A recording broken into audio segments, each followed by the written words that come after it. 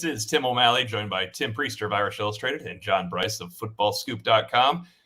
We thought Notre Dame would handle the day. We thought Notre Dame's defense would clearly be the best unit in the field, but I don't think any of us saw 40-8 for Notre Dame. I know, John Bryce, your score was a lot better indicator of what might happen and what did than ours were. I think both Tim Priester and I felt Oregon State would have put up a little bit more of a fight defensively. And since Tim and I have talked a bit on instant analysis, I'd like to get your thoughts, John, on exactly what you saw out there, especially the final three quarters and post-fake punt where Notre Dame just dominated thereafter. Yeah, you understood what Oregon State was doing with the fake punt. It was desperate. It had absolutely nothing to lose, but in having nothing to lose, it absolutely lost everything from that point onward. And Notre Dame had controlled the game to that point. I never felt Notre Dame was really threatened whatsoever. Notre Dame's defense was excellent. I think two net rushing yards for the game. Notre Dame with more than 40 minutes time of possession. I'd written in my prediction that I felt like Notre Dame would be the deeper, more talented team, even with all the opt-outs on both sides of the ball. I felt that Notre Dame would be the better coach team and the more stable team on both sides of the ball. I think we saw that. I think we continued to see great work overall from Marty Biaggi and the special teams unit. So really thorough win. I don't think we can stress enough, T.O., and you and I have talked about it a bunch. In a lot of ways, this was a must-win game for Notre Dame, in my opinion. Notre Dame not only won, it did so in emphatic fashion, and it's okay to be excited springboarding this into 2024.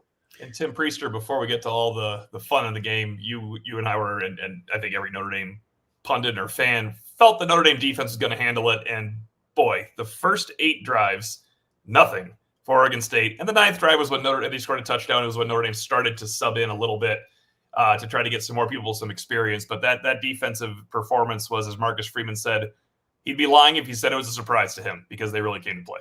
Yeah, and that's a good comment by Marcus Freeman because we all thought that they would play well. You and I gave Oregon State too much credit by saying they'd score 13 points. But real quickly, if I could jump back, the only thing worse than a fake punt is one that you tip off the opponent is going to happen. And Marcus Freeman admitted after the game that they certainly, Marty Biaggi suspected something would happen. And the way I put it wasn't the turning point, but it was the launching point for Notre Dame, because after that, Notre Dame took control. But to your point about the defense, Al Golden was extremely aggressive. I think J.D. Bertrand was blitzed like 6 of the first 8 snaps or 10 snaps. So they were going to put pressure on their offensive line. Their offensive line was in a worse shape than what Notre Dame's was.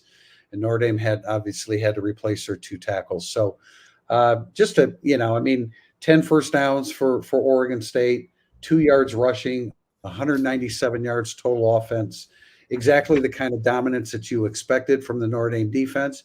And then the bonus on the offensive side, where Angeli ended up playing a mature game. They ran the football, 236 yards, 108 yards for Jadarian Price. And Jordan Faison, speaking of no surprises, I mean, good Lord, I mean, the kid he's a ball player. And he showed that he was ready for the moment once again. Sticking with the defense, the first 8 third and fourth downs for Oregon State gained an aggregate -8 yards. And obviously they were stopped on all of those by Notre Dame. And John, both Tim and I had the same MVP ballot, actually. We didn't plan on that, but we had the same MVP ballot. Jordan Batello overtook JJB. I mean, I kind of wanted to vote JJB in because he opted into this game, for lack of a better phrase. But Jordan Batello had his best game. JJB had the game that we've come to expect from him as the grad transfer of the year at Notre Dame. He was fantastic again. Yeah, and the money downs, again, I think showcased the thorough domination that Notre Dame performed on both sides of the ball. I mean, look, at one point in time, I don't have the final stats at this instant, but when the game was technically still in the balance, Notre Dame had gone 7 for 10 offensively on 3rd and 4th down conversions. And at that point in time, Oregon State, I believe, was still 0 for 8, something along those lines. Oregon State, I think, finished up around 3 for 16 or something just really putrid. Notre Dame with one of its most efficient days offensively, converting 3rd and 4th downs over the course of this game. And Notre Dame won the sticks. They kept Oregon State behind the sticks repeatedly. Oregon State was limited to begin with. When Oregon State and that offense and Goldbranson were sitting at 2nd and 14 or 3rd and 9, it was a win every time for Notre Dame's defense. It was when Notre Dame game plan, the coaches could have only said this is an ideal scenario and then had that very scenario unfold time and time again today.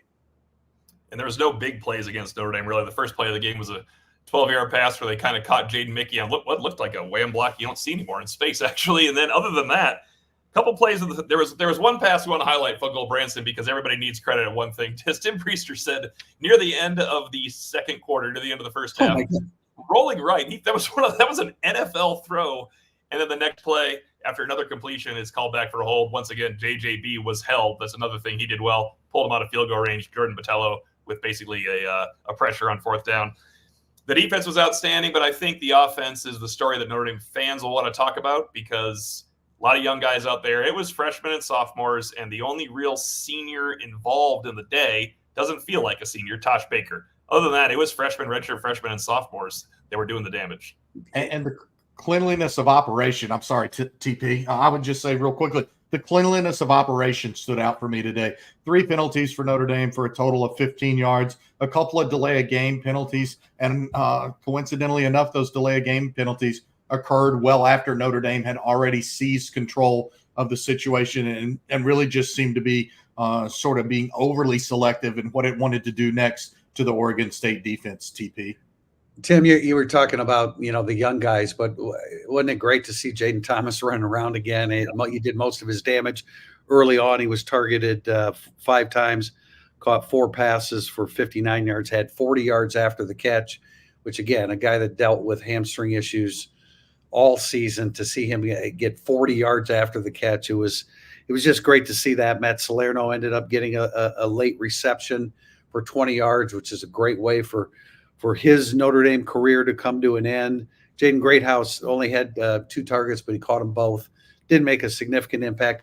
We talked about this during the week or the weeks leading up to this, that they might find ways to get the football to Jeremiah Love in space on the edge, and he did catch a pass and scored a touchdown. So, it's kind of difficult to find things to nitpick with, other than, they spun their wheels a little bit in the first half. But again, the launching point was that snuffed out fake punt that turned the tide completely in Notre Dame's favor. It was 7-0 at that point with 3:33 to go. JB, I had mentioned previously, sitting with Tim, there's going to have to be a fake here at some point today. Marcus Freeman talked about that later. But my point to Tim was, you don't fake it, and this was before the miss. You don't fake it when you're going to gain 7 yards on your 6-yard direct snap, and then Notre Dame, you have to go 45 more yards on Notre Dame. Had they gotten that and gained 10 yards, they would have gone 3 and out again, or 4 and out again. The fake play that Oregon State needed, and they really didn't have that many chances, as Tim pointed out, they were never in the red zone. The fake play opportunity, a fake punt, a fake field goal, something along those lines, had to be a giant chunk game and score. Otherwise, you probably are better off punting there. I know Tom, the intern, put a stat out that their win percentage went down from 21% to 14%. Had they punted, it would have stayed at 21%. By going for it at all, it was a 14%. It's an indictment of what you cannot do against Notre Dame's defense, even if you pick up the first down. Notre Dame would have said, okay, you have a first down. Let's go. 3 more downs. It's a one-score game at that point. Yeah. And it's almost at the end of the half. And I realize that, hey, if you convert it, you're optimistic and you think you can keep going and tie the game at halftime. But it just seemed really inappropriate, and it's especially inappropriate when you tip it off. Right. I mean, it was fake punts are the worst fake punts. We can all agree. Whoever's listening, those are terrible. Yeah, I mean, you obviously tipped it because the opposing special teams coach went running up to Marcus Freeman to tell him they're going to fake something, and they did. So, we were. JB, we were impressed with Coach Hinson at the press conference yesterday. He really made a great impression on us. Like, hey man, this guy's sharp, and he had the attention of his team. But in this instance, it was a bad decision, and Notre Dame made him pay for it.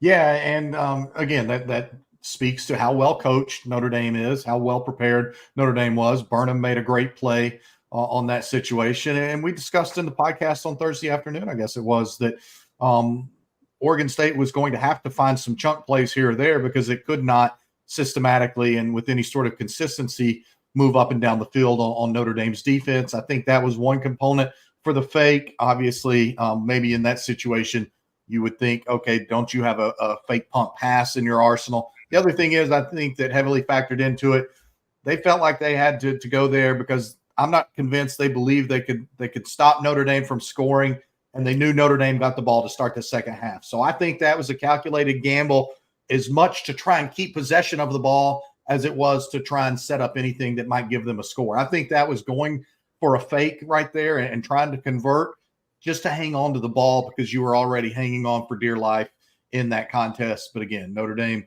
incredibly well prepared, snuffed it out, and immediately cashed in on it. And we're going to have plenty on Riley Leonard, Priester, because we are in the position we have to nitpick him because he played so well. Now he gets to get nitpicked as a quarterback. That's what happens. They're Notre Dame starter. Not everything can be rosy anymore, but it's a good point, John, because Notre Dame's drives before that were a long touchdown drive, a long field goal drive where they missed the field goal, and a sack took them out of field goal range. They actually had accrued more yardage than the 48-yard drive showed. They had finally punted, and then that was a touchdown drive as well. But, boy, talk about efficiency for Notre Dame. If you throw out the fourth quarter of the last drive, and Priester made a great point while we were down there on the sidelines, they have to go try to score a touchdown here. They onside kicked on you. You got to go down and score a touchdown when they onside kick on you, and I think at the end of the year you should do that anyway. Yeah. But it's touchdown, long drive without a field goal, one drive with a punt where it wasn't a great drive, 6 plays, 12 yards. That is where Angeli jumped to try to gain the first down. Never do that, but I get it, Tim. He made a play athletically. He was trying to make a spectacular play athletically. No, I know, but he had already maximized the run. Yes. He had, but I admire a little bit of that. We've heard so much about the 4th and 1s this year that were not converted because the ball was in the wrong arm, going out of bounds. Then stay on your feet and try to run. Yeah, you're right. And he did that later. See, he learned within the game. No, and we'll say, Steve Angeli, T.O., you had a little misspoke there and said Riley Leonard would have his performance nitpicked. We're not ready to nitpick Riley Leonard just yet. But John, I actually asked Angeli about Riley Leonard, and it was a pretty brief response that he's met him and et cetera. But I saw that. Look, I'm nitpicking, but that's what we do. We're analyzing. I don't think it's nitpicking. I thought there were 2 instances, and John, you agreed with me. The one was the jump. Just stay on your feet and run. It was a good run. I thought later on he had a couple really nice bursts. Which is something, remember, we speculated about, okay, well, what will be different with Gino Guidugli calling plays? Well, one of them is you're going to see the quarterback run a little bit more, and he did a nice job of it. The other one was when he took the sack before the 50-yard miss by Schrader. He didn't get good protection, but he just let his feet stand still, and there was no way he was going to avoid it then. That's a bad sack. It was a 13-yard sack, and it made a 50-yard field goal. But other than those 2 things, really after that, I thought he played really strong winning football. And that's what you're looking for. You want, hey, he's making his first start. Maybe he's a little bit nervous. He makes a couple decisions that aren't great, but he learns from those and then goes on to complete 15 out of 19 for 232 yards and 3 touchdowns. So it's not a massive criticism. It's just a critique, and he learned from it and got better as the game went on. And I would just quickly say, as we talk about learning as the game goes on, and we already referenced that about Angeli, I would contend this was very much another example of Marcus Freeman growing, learning, and evolving as a head coach. He made it clear going into the locker room at halftime with the CBS reporter, we're going to stay aggressive. We're going to remain the aggressor. We're going to continue to take the fight to Oregon State. And maybe he wasn't truly thinking about it in his mind at that point in time. But if you didn't flash back to 2 years ago in his first game as head coach at the Fiesta Bowl, when they were seemingly in command at halftime and let it slip away, I thought that this game, the way Notre Dame managed it in preparations, execution, everything it did today, I thought it was more testament to the growth and evolution of this program under Marcus Freeman. And conversely, I thought you looked across the sideline and saw an Oregon State staff in very similar situation to what this Notre Dame staff was 2 years ago. A bunch of guys doing roles that they'd never been in before. Notre Dame took advantage of it. You're absolutely right, John. He always says, I challenged the team, and he did it at halftime. And he did say after the game that he thought that the offense was a little sloppy in that first drive. Here's a couple other critiques, and I have to look at the film of it to have a better idea. But they did take 2 delay of game penalties. I don't know whether that was on Angeli or just communication, whatever. But He said he felt that first drive was a little bit sloppy, and then he challenged them again on the sideline, and then that's when the offense really took off. I got an interesting stat from Alan Wazalewski, the assistant athletics director who is sitting to my right. That is Marcus Freeman's 7th win against a top 25 team. Now, obviously, that's not a normal top 25 team Oregon State had, but that's Freeman's 7th win against the top 25. And where that ranks in Notre Dame history for a coach in his first 2 years, it would be hard for anyone to guess this, but I am kind of leading you into this because it's remarkable that is number 1 in the history of Notre Dame football, that no coach has beaten 7 ranked teams in his first 2 seasons. Well, let me abut that statistic with another one I just looked up right before the show, and that is Marcus Freeman now has 19 wins through his first 2 years at the helm. That matches Charlie Weiss for the most wins by any Notre Dame head football coach in history for wins in the first 2 seasons. So 19 wins, ties the most all time for a Notre Dame football coach in his first 2 seasons. Your note on 7 wins against AP ranked opponents. The record and the AP rank for Oregon State, I think, was 21. They were actually number 20 in the CFP ranking. So it wasn't like they were in one poll and not universally listed. They were consensus ranked, and they were top 20 in the CFP rankings. I think one important thing on offense that we've just barely touched on is that Jadarian Price had the big day, because Jeremiah Love, I think, is ensconced in his role going forward next year. I think Jadarian Price is pretty much coming to this game, pretty much sure of his role going next year. He and Jeremiah Love, the top 2 backs. Love has been the toast of the town since he hit the ground running in August camp. Jadarian Price has had a rough road back because, boy, he was loved. Then he got hurt. Then he was ahead of schedule. Then he was getting the ball 3 times a game. And no matter what, when you're getting the ball 3 and 4 times a game, you're not going to feel the same about yourself. This is a huge springboard into the offseason for Price. Yeah, there's probably needs a little reassuring, necessary for Jadarian Price, because, we heard through some intel during the season he was a little frustrated that he wasn't getting some of the touches. So he ends up getting, 13 touches. Love had 15 via the running game. Yeah, it was very important. He ends up with 106 net yards. And it was important that he had that kind of game. I hope that he's not, looking at this situation as, hey man, I thought once Estime left that I would be the next guy in line to be the bell cow back. You hope that isn't the case. And then Jabron Payne also had 6 carries for 24 yards as well. And he certainly has a role in the short yardage. So they've got a good thing going there, even without Audric Estime. We saw Estime on the field with his team. And Joe Alt was there. Everybody but Leofau. Everybody but Leofau was there. That's not official. We just didn't see Leofau. Sam Hartman was certainly present. I saw Hartman and Alt at Chick-fil-A on the day before the game. They didn't obviously have anything to do, so but they were hanging around. And by the way, just changing the subject, that Sun Bowl stadium is one of the most beautiful settings you're ever going to see in college football. And contrary to 13 years ago when Tim and I were there and it snowed like crazy the night before the game, it was just an absolutely perfect day. And Notre Dame played predominantly perfect over the course of 4 quarters as well. Sorry. I was just going to say real quickly on the running backs. I mean, again, to me, that's the value of Adila McCullough. That's a guy who's not just coached in the NFL, but won a Super Bowl in the NFL. And he can point to those guys and say, hey, when we were at the Chiefs for a time, we had Damian Williams and we had Clyde Edwards-Helaire. And Damian Williams had been really good. And we drafted Clyde Edwards-Helaire out of LSU. And we found a way to use both of those guys. And there's never been more headlines than what there was leading into this season about NFL running backs just sort of having a shorter shelf life than ever and sort of being taken for granted. And so I know it can be frustrating as a competitor because both of those guys are plenty skilled and talented enough to be the lead back for any number of programs, but their long-term careers are better served as a tandem together and what they're able to do, T.O. Actually, of all people, I talked to Logan Diggs about that. He didn't leave only because he wanted the ball a lot more. He wouldn't have gone to LSU if he thought he was going to get 40 carries a game. There's running backs at LSU too. Before he left, he's like, look, we all want the ball. We also all know how it works. We're helping each other in this situation. Now, everybody wants the ball when you hit the fourth quarter every single time. Like if someone were to say to you, you're going to get 200 carries, somebody else is getting 180, that's fine. But I want 180 of the important ones. That is, of course, how running backs are going to look at it. I thought a good point was made during the game where Jadarian Price would get his 8-yard gains and his gains of 3 both looked like good runs. In other words, just because the blockers executed or didn't execute in front of him, he was still breaking a tackle or two, shedding an arm tackle. He does run hard, and it's a good question from Andy Davis. I think we can get an answer among us, though. Andy Davis says Price looked good with 20 O's. Still don't know what kind of back Love is. Jeremiah Love did have 4 first downs today, 3 rushing the football and a touchdown reception.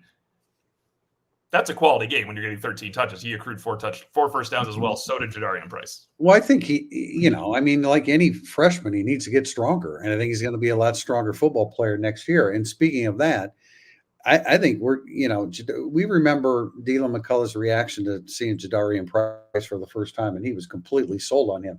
We have to keep in mind that this is, he's 1 year removed from the Achilles injury, and Achilles and ACLs have a way of holding you back a little bit for a year, and then the next year are even stronger. The upper body strength of Price we saw in post game, is sensational. But I think that we're going to see an even better version of him next year, and we should see a better version of Jeremiah Love because he's just a freshman, and he's not a guy coming out of high school that was a tackle breaker per se. He was a speed guy. So I think both of those 2 running backs, and then you have Jabron Payne, who did a lot of good, really quality short yardage stuff.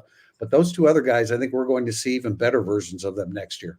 Yeah, on Love, first of all, he had some tough yardage runs today. They leaned on him early in some short yardage situations, and he moved the chains. They ran him off tackle, and he shot up in the hole and did some things. He has a great ability to get skinny with his body and plant and get upfield. And then you absolutely could never, ever coach the move that he made on the swing pass that he turned into a touchdown. To have that awareness and that sort of responsive time and quickness to elude the defender and then immediately turn upfield and get into the end zone. Again, I don't know how you could be anything less than supremely excited about the tantalizing potential of a Price Love backfield or a Love Price backfield, however you want to view it. And then if they hang on to a Jabron Payne again showed today he's a very sturdy, valuable runner who has accepted a lesser role for a couple of years at Notre Dame. You wonder how long he'll be willing to accept that.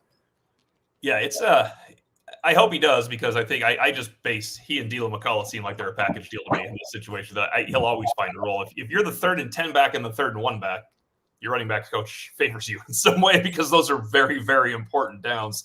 I do want to move, just since we're on next year a little bit. Phil Acklin has a question based on what we saw this year and already the addition of Denbrock. What are the 3 main things ND football needs to focus on between now and spring practice? And he's not talking about spring practice. We'll be able to talk about all the time. But this off season, what are 3 things for ND football to focus on? Do you think there's another position needed in the portal? Do you think there's? Yeah, I don't. They're not done in the portal, John. They're not done in the portal, John. I don't think they're done in the portal. I think they're in a position with their roster construction that they feel like they can be very selective and go from there. And Marcus Freeman himself said we may not be done. That's why the February signing day is still looming out there. It's not as must for Notre Dame as what it is for a lot of other programs that are in states of flux, because Notre Dame just assembled, thanks to Chad Bowden and company, its best recruiting class, I think, since 2013. But there are still some selective needs. And then they've got to get this group of guys back in early January and around Lauren Landau and implementing a new type of strength and conditioning program that they've never had before. And then, again, it's about getting guys healthy and keeping guys healthy. We saw Batello get a little banged up near the end of the game today with his shoulder. There's always some inevitable scopes and scrapes that occur after a long season like this. But for me, it's, can you go cherry pick an offensive lineman out of the portal that you believe can plug in and help you right away? And it's getting in the strength and conditioning program. This is a much faster team. I've harped on this. It's a much faster team. Even since Marcus Freeman arrived as defensive coordinator and started making changes, it's getting faster. It must continue to get faster. And Marcus Freeman was asked about Lauren Landau, his impact. And again, and he said this originally when he was when he was confirmed as the new strength and conditioning coach, that he's excited about the individual work between Landau and each player, and the customized approach to strength and conditioning, which, I mean, that only makes sense. Certainly by position, you customize what you want to do, but not just by position, but by player at each position. So it'll be very interesting to see what kind of progress he makes. While we're talking about, and I didn't answer the question, and we can continue to do that, but while we're talking about young guys making contributions, Christian Gray had one sensational series in the second quarter that continued to stem the tide against the Oregon State offense. And then, Drake Bowen, I was going down to the field by that point. So the safety that JB, you might have a better perspective of this, but the safety that Notre Dame created, that was a combination, Josh Burnham and Drake Bowen, a freshman who didn't play much I don't even know if he played in the first half, but they started getting him in there to get some snaps in the second half. And he continues to, when he did get opportunities this year, he's looked good. They like Drake Bowen. He's going to be a good football player. He's going to have to play a lot next year. I don't think there's any doubt about that, but I think we all love Tim, you and I, Christian Gray is just a very, very natural, very confident. When you talk to him, he's real quiet and unassuming, but man, when he's on the football field, he is a very confident, aggressive, attacking football player. John, before you talk about that safety or anything else, there was actually a Christian Gray drive. I don't know if any noticed that at home. First down was Christian Gray pass defense. Second down was Christian Gray coverage. And third down was 3rd and 10. Christian Gray makes the tackle after a 4-yard gain. So there was an entire Christian Gray drive defensively, which is, when you're rotating in a corner, is making the best of your opportunities. I don't want to be guilty of being so caught up in the moment of this game and the thorough domination of it that we run wild, out of control, and spring too far ahead. But there's a discussion out there that there's a potential for this Notre Dame defense next year to be as top end or more so than this Notre Dame defense this year. And I think they will be, John. Yeah,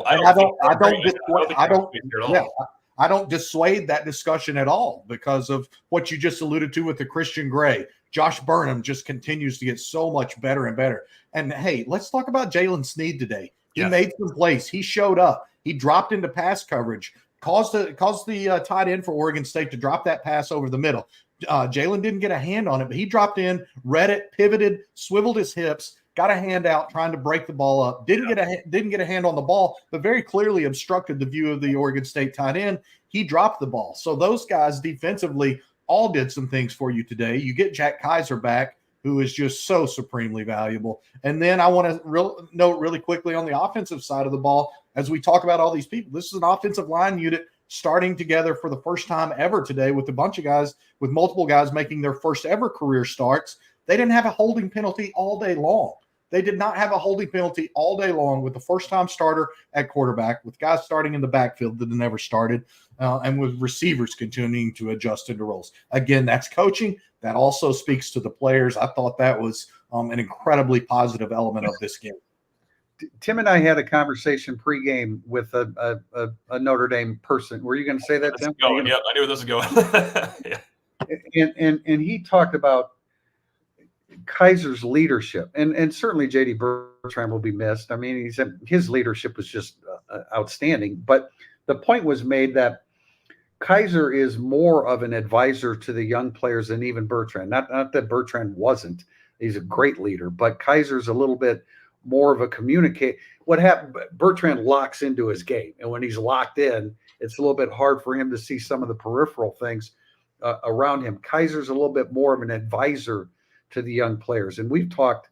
I mean, his production per snap is just off the chart, and so now you're going to see Jack Kaiser on the field all the time. So what you lose in Bertrand, you gain in Kaiser getting more snaps next year, and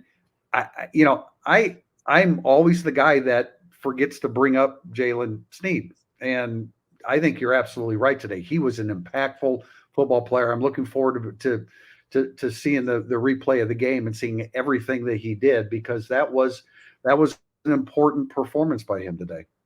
Yeah, it's you could be a little dubious on numbers of snap counts now because the game just ended. I don't know how someone does it that fast, but J.D. Bertrand 1, Benjamin Morrison 2.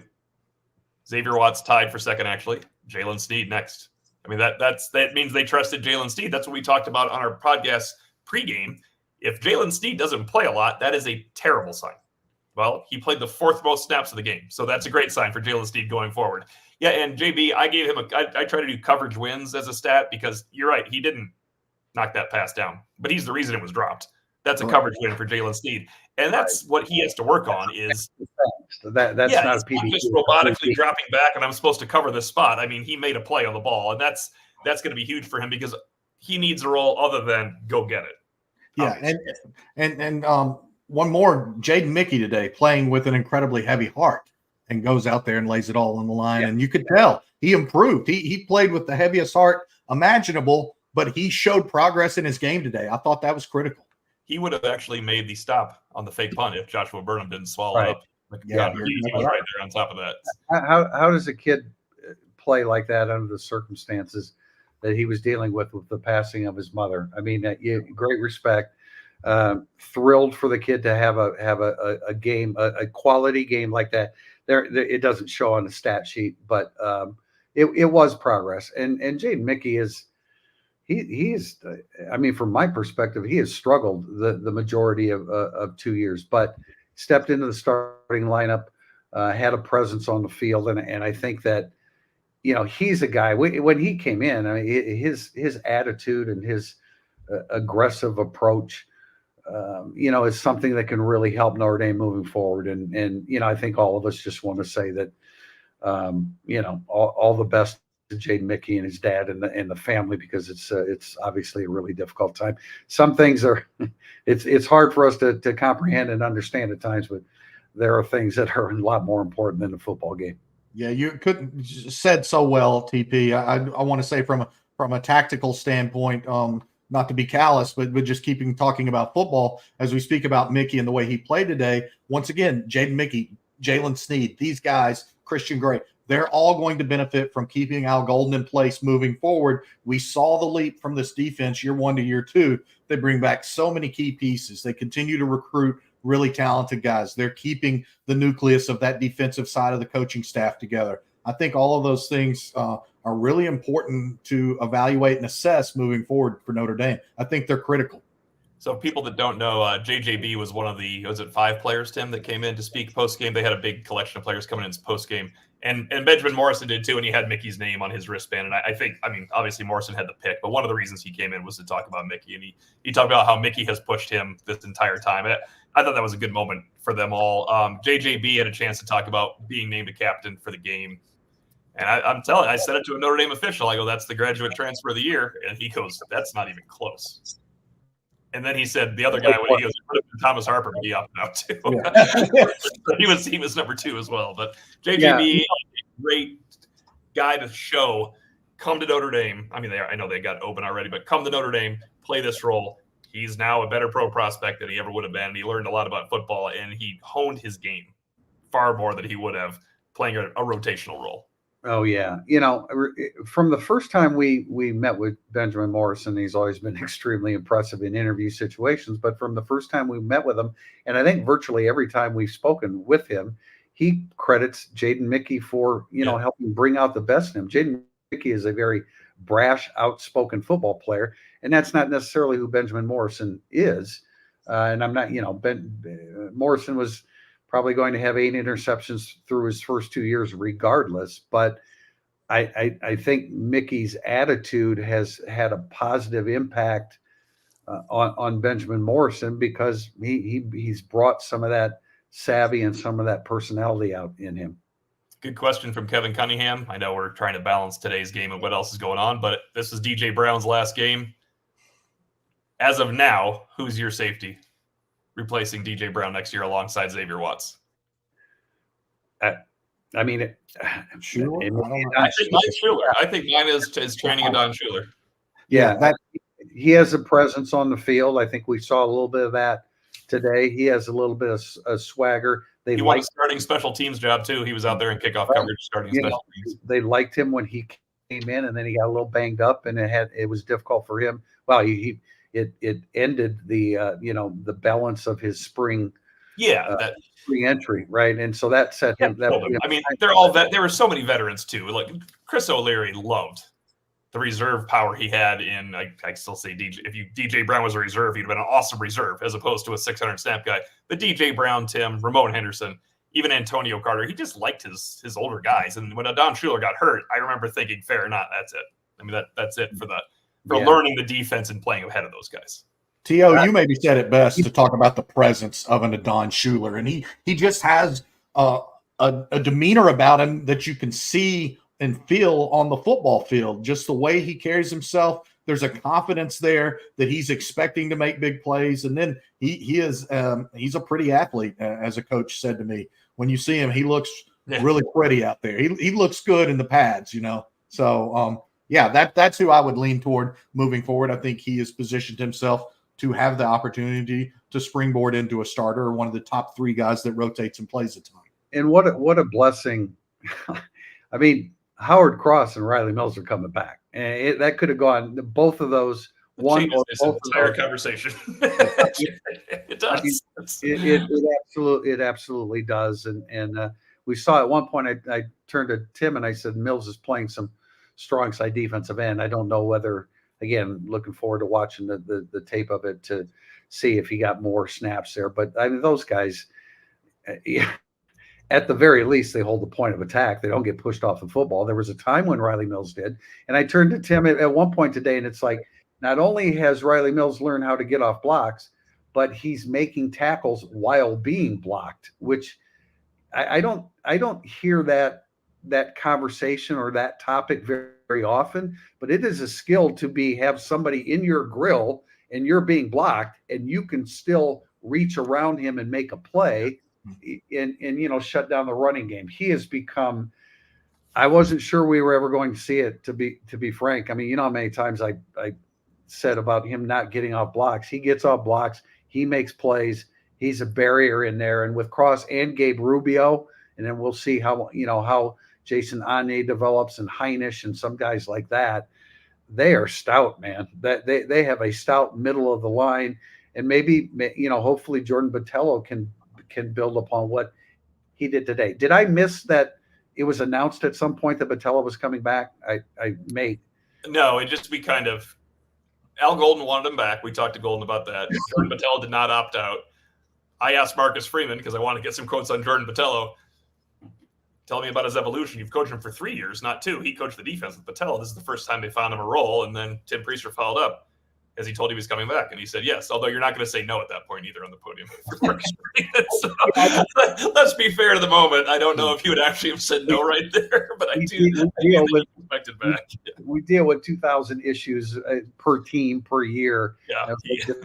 Did I miss that? But I'm not sure he would have volunteered. He didn't know yet if he didn't know. Yeah. And, there was a point during the season when I said to O'Malley, do they really want Batello back? Well, they do. I mean, obviously you need that. You need that body and you need that experience. And if he can strike the balance between being a pass rusher, some of the things that JJB learned this year, right. Being a pass rusher, but a guy that still holds the edge, gets off a block, makes a play for a 2-yard gain instead of a 9-yard gain. He looked like that kind of player today. And becomes consistent, JJB, because Marcus Freeman even said he's like, mentally, he's getting JJ.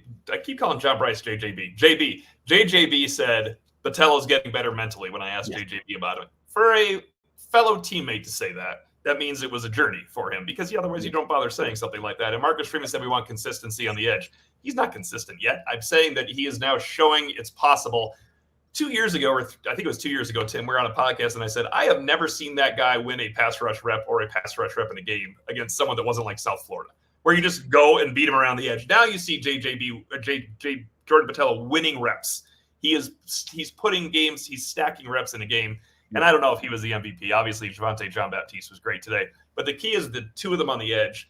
And Priester, you kept looking down at Birdham and saying, boy, that guy couldn't put on weight and play strong side end. Now he has to put on weight to do it. He has such a great frame. And his frame, his frame is different positions, but very similar to Don Schuler. Like you see the way that they carry the uniform instead of the uniform carrying them. And for Batello, T.O., you make a great point. There's a point in time where you wondered, would he be anything other than like a kamikaze guy on kickoff coverage. Yeah. Like, and he embraced that role to his credit. Oh, He wanted nothing more than to go down the field and hurt somebody. But now that he's playing as a smarter player, he still has that aggression, but he's harnessing it much more effectively. He is growing at times to recognize a play and stay disciplined on the edge. And again, much like Jalen Sneed, much like we talked about on the podcast, I think you saw some guys today who very clearly had been extra repped over the course of this bowl practice and then turned around and translated that to the game. That's the best case scenario for those players. That's the best case scenario for the coaches who get to say, look at the work you got in December. Look at your production. Now here's our plan moving forward from that. So I want to interject here because there's no other point to say this. When you said he's always looking like he was going to hurt somebody running down on kickoff coverage, I mean, we talk about that all the time. But there was a play today, the last play of the half. Batello beat his man around the edge, and Gulbranson was turning to throw deep downfield. He did throw deep downfield, intercepted by Benjamin Morrison. I saw Batello coming, and I knew he was going to be a full second late if he got there. And my first thought was, oh, God, don't kill him. That's 15 yards coming. Because I thought he was going to lay him out instead. It was just a quarterback hurry. Yeah. A little bit of growth there. You like to see the hits, but that 2 years ago, that would have been splitting someone in half for her 15-yard penalty. There was the question up there from Regine about did Batello play hurt this year? That's a possibility. But my thing is, all the time that he's been at Notre Dame, he's not been a consistent football player. So was he a little bit banged up this year? Yeah, I think he had some shoulder stuff this year, but yeah you're right, TP. Right. I mean, so that's why I'm like, okay, is he hurt? Well, I don't know, but we've never seen him be a consistent football player. Today was a significant step forward for him. Yeah, and I'm glad you guys brought up Drake Bowen along with Sneed because this is it it's been 3 years of JD Bertrand starting. Maris Leaf wasn't in the game anymore. At one point today, we did see Bowen with Kaiser and Bertrand. We also saw Sneed with Kaiser and Bertrand, so they're working them in there. I think we all assume Bowen moves in the middle linebacker because of the way JD Bertrand talks about him, and he's not just because he's officially listed there, because that doesn't mean anything right now for Notre Dame. That is trying to get a 2 deep out to the media because it's a requisite part of their job. But I think he reps there as well. And when Jack Kaiser followed up and said, Drake Bowen can call a defense now, that's a huge step going. Now, he can't call it like J.D. Bertrand yet, but he's going to have Jack Kaiser next to him. Yeah. That's the most important part of not the most important part of Kaiser coming back. His skill is so highly underrated. But Jack Kaiser coming back with these freshman linebackers, they would be lost in space beyond belief if they all had to go play by themselves next year. Well, look, somebody asked us about, the 3 biggest needs for Notre Dame going into this offseason. If there's no Jack Kaiser coming back, we're all sitting here talking about how Notre Dame has to try and go to the portal and find an experienced linebacker to bring in. But Kaiser completely changes the dynamic of that. You make a great point, TP. The guy's working on his 3rd degree from Notre Dame. He's obviously brilliant, but his athleticism is perhaps underrated. The guy's a freak athlete, and his straight line speed is really good. His agility is really good, and he does some special things on the football field because he's athletically gifted and because he's smart and understands the game. If they did a combine now, he would test the best of all Notre Dame's linebackers, including the young guys. But we know for a fact he'd beat Jalen Sneed in a race. Now that was 2 years ago because Jalen Sneed was a freshman. That's not totally fair to him, except that he challenged Jack Kaiser, so it is totally fair to him because he lost. So, but I mean Kaiser's athleticism is highly underrated, and it's good to see Sneed put his athleticism to use. That's probably my takeaway from this for Jalen Sneed. And he's not a good tackler. He's not a very good tackler. He's a great tackler. Kaiser, yeah. Well, also was explained to us today, and this was no shot at Bertrand, but I think people can see it when they watch. When J.D. Bertrand drops into coverage, he learned how to drop into coverage and cover the curl, and he's covering the curl. Jack Kaiser's feeling out the play for what's going on behind him, knows where it's going to go, and can break on things. That's something that you want to see from Notre Dame next year. Can Drake Bowen become a guy that learns how to do that? Because it's not just athleticism when you don't know what you're doing. All of a sudden, those feet are a lot less athletic when you don't know what's going on out there. Do we have final takeaways from this game before the next time we all gather and talk about not the 2023 football team, it would appear? TP, I defer to you. Yeah, I'm really interested to see what happens further in the transfer portal. Really excited about Chris Mitchell coming in. I think Bo Collins can be. I look at Chris Mitchell as a volume receiver. I look potentially Jeremiah Hunter from Cal, if they can get him, he's a volume receiver. I don't think Bo Collins is that kind of guy, but he's a presence. He has great length. He's got a huge catch radius, and really interested to see where this receiver room goes, especially with Mike Brown.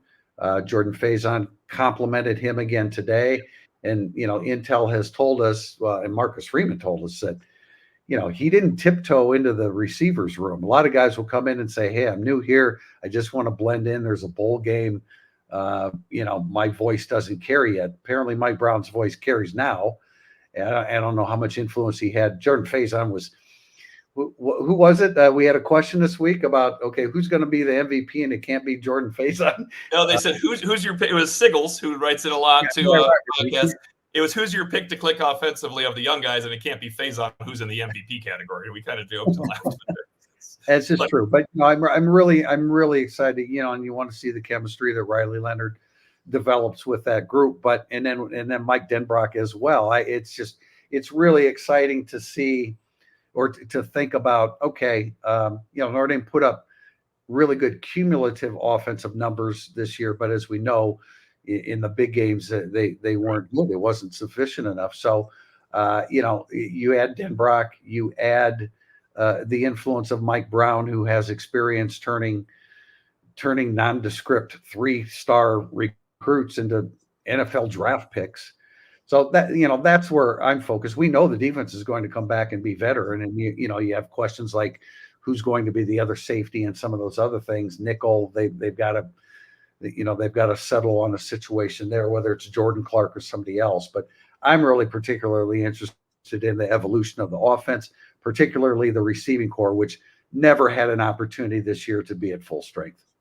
Yeah. Well, the offense today executed 23 more plays than did Oregon State, 236 through the air, 232 on the ground, 7 yards per play. That's a nice debut for the new look offense, although it's going to change a lot more, obviously, with Coach Denbrock coming in. I think it's interesting that Marcus Freeman had Denbrock come in, meet the team, and then I think did completely the right thing that Denbrock was gone after that, because that is the future. They had to wrap up 2023 here. Right. Yeah, good call. We can wrap up with that. For John Bryce of Football Scoop, Tim Priester of Irish Illustrated, I'm Tim O'Malley. Thank you for watching Irish Illustrated Overtime. Final score, Notre Dame 40, Oregon State 8.